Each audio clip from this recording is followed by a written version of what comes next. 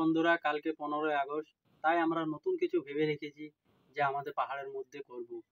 এত সুন্দর একটা পাহাড়।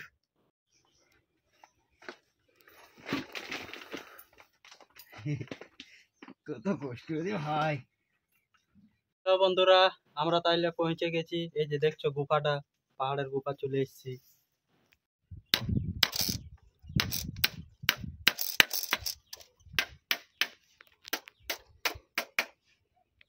দেখো বন্ধুরা, এটা আমরা তাহলে ডাঙের মধ্যে কমপ্লিট করে নিলাম। নেক্সট দেখবে।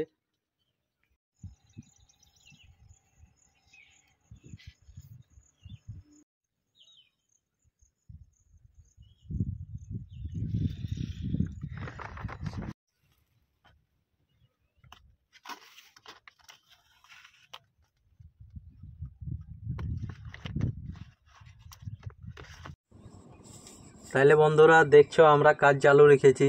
তোমরা শুধু ভিডিওতে থাকবে দেখার জন্য। আমরা খুব সুন্দর জিনিস দেখাবো তোমাদেরকে। তাহলে বন্ধুরা দেখলে আমাদের কাজ কমপ্লিট হয়ে গেছে। নেক্সট এবারে দেখতে পাবেন কালকে।